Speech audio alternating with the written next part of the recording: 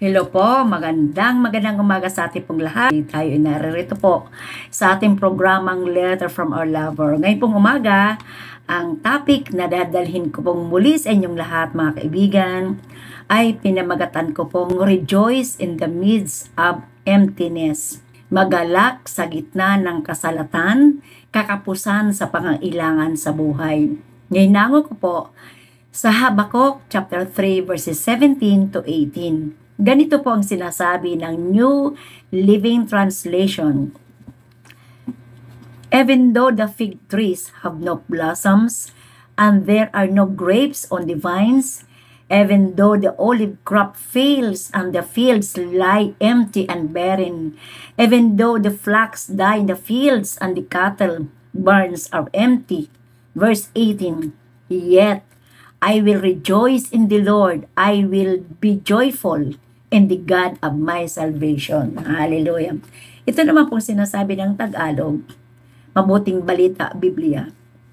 Bagamat di namumunga ang puno ng igos at hindi rin namumunga ang mga ubas, kahit na mantalang pamumunga ng olibo at walang anihin sa mga bukirin, kahit na mamatay lahat ng mga tupa at mawala ang mga baka sa kulungan. Verse 18, magagalak pa rin ako at magsasaya dahil si Yahweh ang Diyos na magliligtas sa akin. Hallelujah. Laging pinagpapala ng Diyos ang kanyang salita. Tayo po'y saglit na dumulog sa ating Panginoon. Aming banal na Diyos, ngayon umaga, nagpupuri kami ng papasalamat sapagkat kami po ay nakakalapit sa iyo ng may kalayaan at may tapat na puso. Ngayon umaga, samahan niyo kami at pagpalain.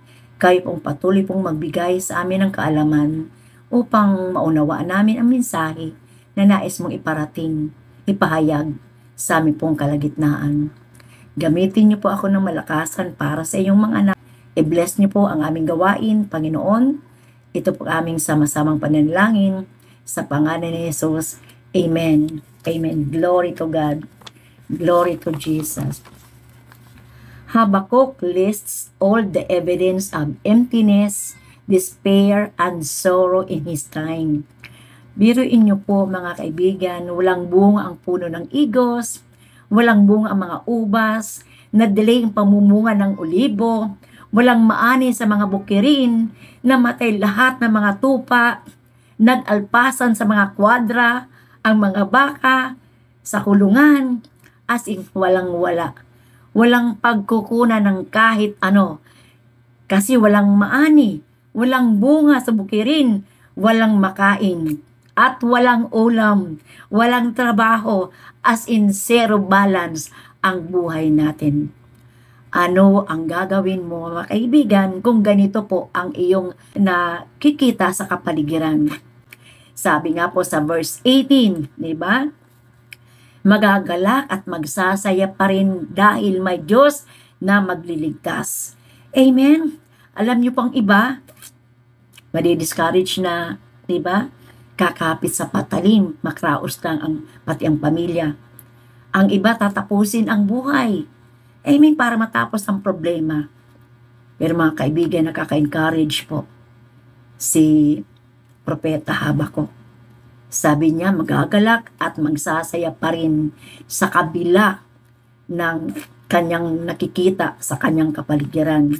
Alam niyo po, sabi ng Mateo 4:4, hindi lamang tayo nabubuhay sa pagkain, sa tinapay, kundi nabubuhay tayo mula sa salita ng ating Panginoon, mula sa bibig ng ating Panginoon, walang iba kundi ang salita niya.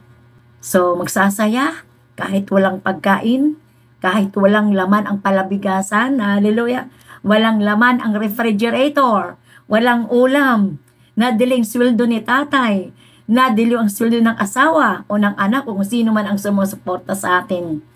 Sa kabila ng kakapusan, kabila ng kakulangan, mga delays, lungkot, kawalan ng pag-asa, pagtitiis, pwede pa rin tayo magsaya sa ating Panginoon.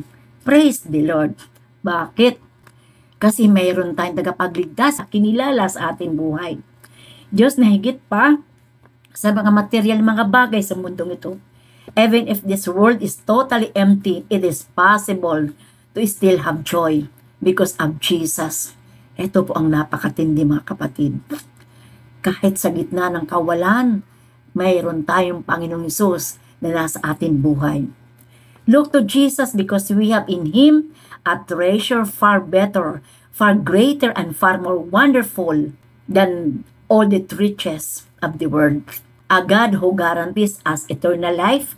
Meron tayong Diyos na higit o mas higit pa sa pagmamahal ng isang magulang, ng anak, ng kapatid, higit sa pagmamahal ng kaibigan.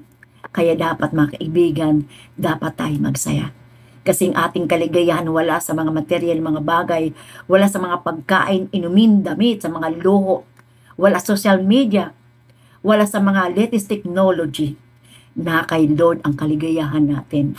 Dahil siya ang ating tagapagligtas. Yan ang ating Diyos na tagapagligtas ating tinanggap. Yan ang ating Panginoong Hesus. Wala ka nang mahiling pa kapag ikaw ay nasa Panginoon. Remember Psalms 23 verse 1? The Lord is my shepherd, I shall not want. Wala ka nahanapin pa pag may Kristo ka. He is more than enough to you. Kaya alam niyo po mga kaibigan, magsaya po tayo. Hindi natatapos sa ating kakulangan sa pagkain, sa kakapusan ng mga material, mga bagay. Jesus has the last word. Kaya pag nasa Panginoon po tayo, siya ang may hawak ng latang bagay. Hallelujah. So tayo po'y manalangin. Panginoon, salamat po sapagat sa kakapusan, sa kawalan, still, we can rejoice in you, Father God. Dahil may Diyos kaming tagapagligtas sa aming buhay. Diyos na kinilala namin sa aming buhay. Kaya Ama, ano man aming mga suliranin, mga kapigatian, mga pagtitiis, mga kakapusan, kakulangan, salamat sapagat sapat po kayo para sa amin. Pag mayroon po kaming Panginoong Hesus, ay wala na kami hanapin pa. Sapat upang lumigaya ang aming buhay. Kaya Lord, turuan niyo kami, maitutok lamang namin sa iyo.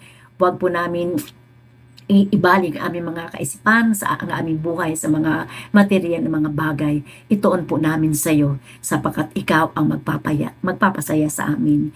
Maraming salamat po. Ito po aming samot panalangin sa pangalan ni Jesus. Amen. Amen. Amen. So glory to God, glory to Jesus. So maraming salamat po at pagpalain po tayong ating Panginoon. Shalom everyone. Bye-bye. Hello! Naway na pagpala ka ng salita ng Diyos na yung napakinggan sa programang Letter from Our Lover ngayong araw na ito. Pwede ba namin malaman kung gaano ka na-bless sa video na ito? I-like lamang po ito at huwag magkatubiling i-comment kung gaano ka na-bless. Huwag din kalimutan na mag-subscribe para sa marami pang nakaka-inspired na content.